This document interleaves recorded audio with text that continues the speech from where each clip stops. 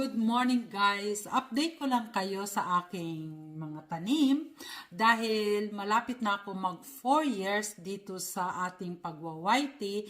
3 months na lang at mag 4 years na ako. At naalala ko ngayon at naisip ko ngayon na kuhaan ko uli. Kasi itong sitwasyon na to, ito ang pinag-umpisahan ko noon. Ang subscriber ko pa lang noon ay 33. Ayan. Tapos ngayon guys, malapit na ako mag 10K ay hindi pa malapit. Ano pa? 9.5. So, malapit na rin mag 10K yan. Kung sisipag-sipag lang, di ba? I-ano ko lang, i-update ko lang kasi last 3 years ago or malapit na mag 4 years, 3 months pa bago mag 4 years, ay pasensya na kayo guys sa utal-utal ko kasi nag-start din ako sa pautal-utal noon.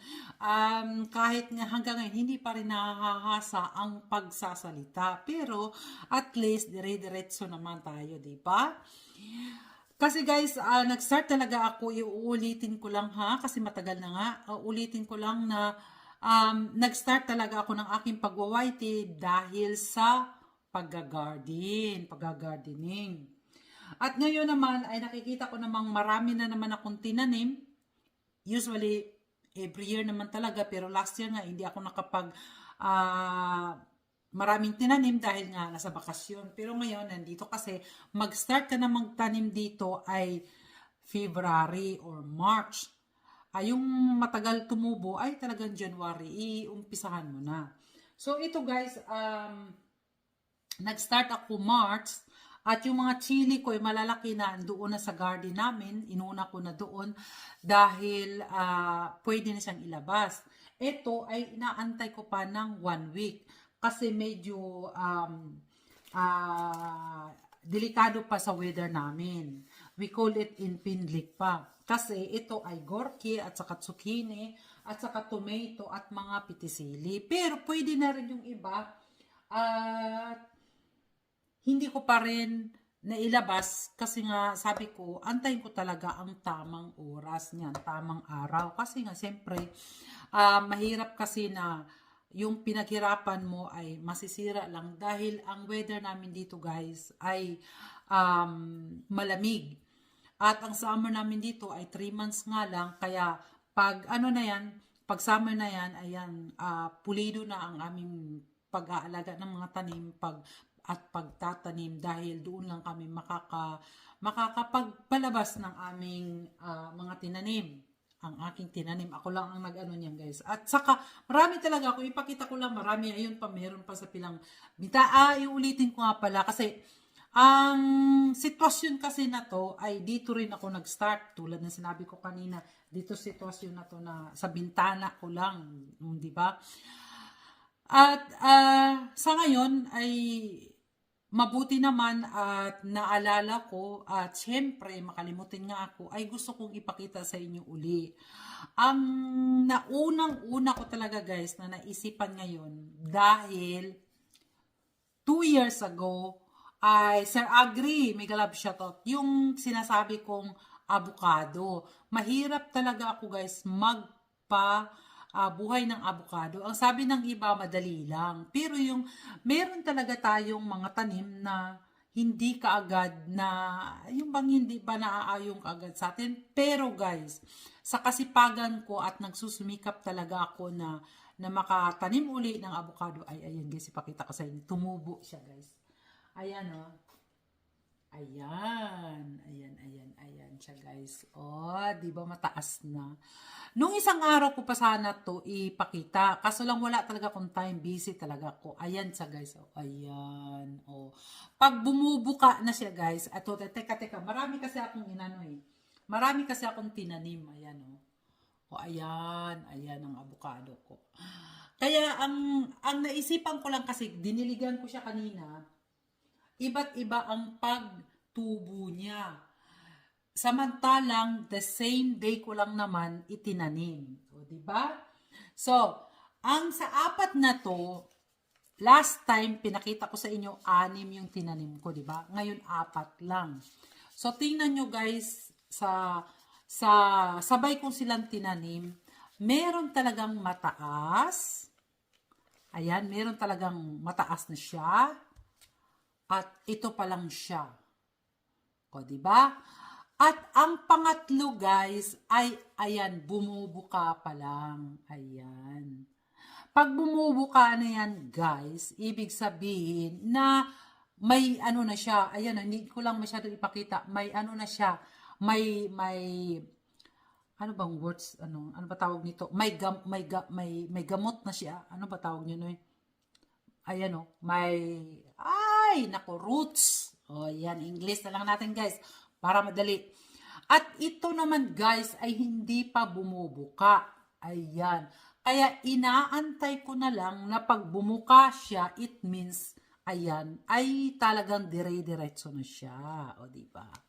Ganon. Pero inaantay ko pa rin. Kasi syempre naman, ay parang may ano na nga sa baba eh. Hindi ko palang masyado, I'm not sure kung yung puti na yan ay ugat-ugat na niya, kung may ugat na nga ba siya. Kasi ang avocado guys, wait lang, maipakita ko nga pala sa inyo. Meron akong dalawa palang nauna nung January ko. Ito nung ano lang to, nung February. Nung January ko ay hindi, parang nasira siya guys. Wait lang ha. Parang na ano siya eh. Bumuka siya guys, pero ay ano din, inaantay ko pa rin. Ayan siya oh. Ayan, ang mga cute na. Nangingitim na siya. Pinabayaan ko guys kasi hindi ko na nadiligan, pero parang inaantay ko pa rin. Ayan siya yung una kong hindi. Kaya nga guys, sabi ko, mahirap ako magtanim ng avocado. Pero sa kasipagan kong nag-aantay at sa tiyaga ko, ay ayan na siya. O, diba?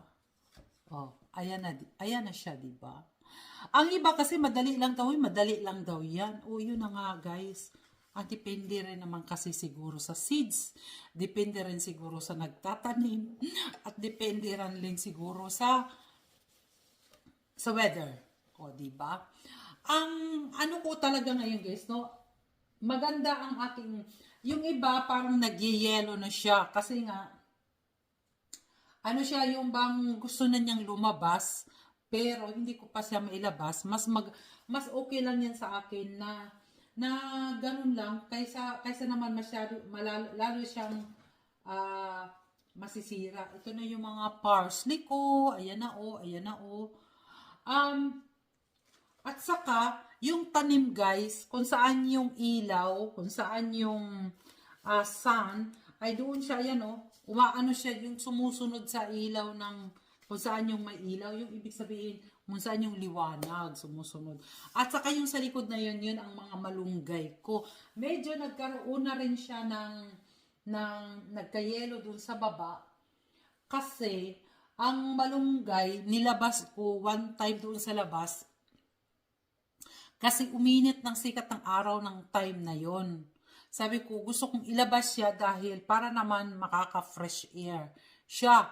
So, wala ang nangyari guys. Pinasok ko in the next day, pinasok ko uli kasi nagkaroon siya ng yellow. Kasi guys, sa gabi dito sa amin, malamig pa talaga. Sa araw ay tuwang-tuwa ako, nilabas ko kasi sabi ko mainit na, yung gano'n.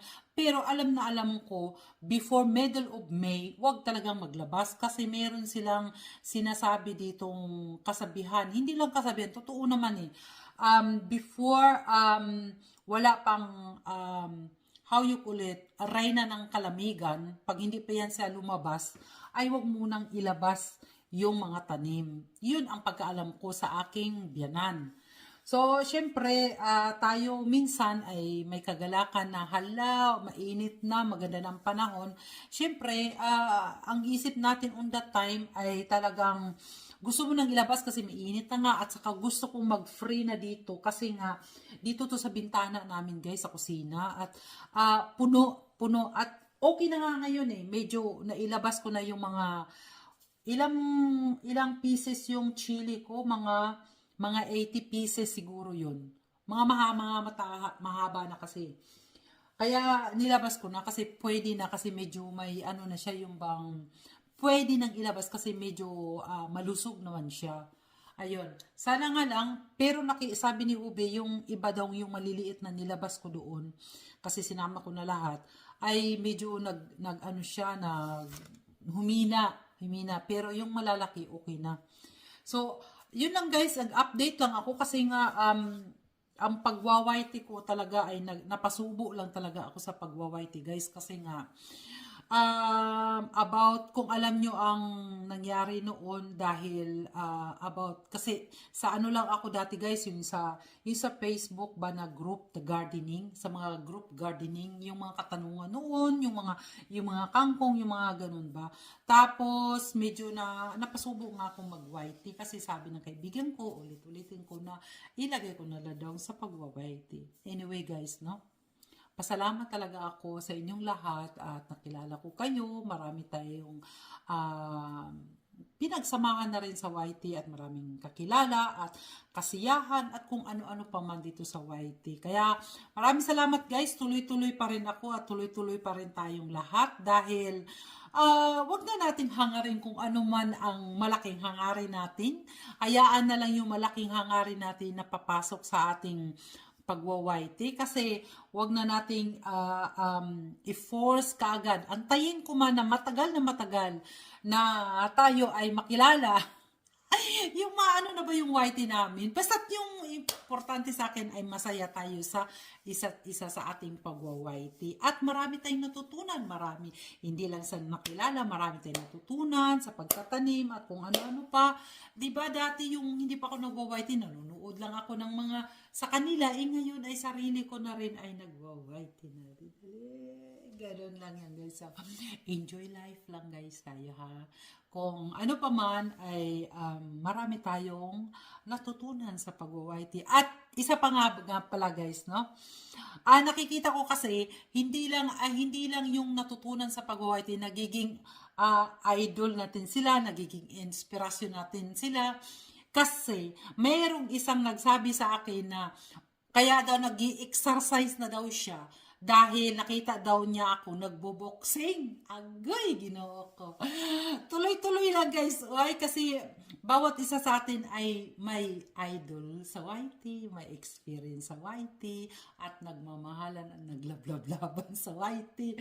Kahit na wala ng tulog, wala nang nagpupuya tayo noon sa ating pagwa-YT dahil nga sa W8, kung ano-anong pinag-aano natin. Tapos ngayon, ayun, nag-ano tayo, basta maraming kasiyahan sa YT guys. Kaya enjoy life! Bye-bye! Thank you for watching guys ha. Yung inaano ko lang yung mga tanim ko at saka yung mga tanim ko dito ng mga tomato. Gusto ko na rin ilabas kasi ang lalaki na nila. Ipakita ko ha. So, ayan o. Ayan yung aking mga tomato dito sa loob. Sa loob ng bahay gusto ko nang ilabas. At ayan guys, sumutubo na rin ang aking kalabasa. Oh, diba? Oh, ayan ang malunggay ko, oh. Oh, tingnan nyo lang ang mga kasipagan ko na yan, oh, diba? So, ayan guys, sa bintana ko pa rin yan ha. Yung iba hindi pa tumutubo, yung iba tumubo na. Ayan, sa bintana ko yan. So, ayan. So, ayan guys. Ayan oh. Ayan yung ano ko ha. Yung para sa, yung iba hindi pa rin dito yan sa labas guys. Ayan oh. Diyan ako kanina sa loob. At ayan na yung aking mga strawberry. May bulaklak na siya guys. Oh, diba?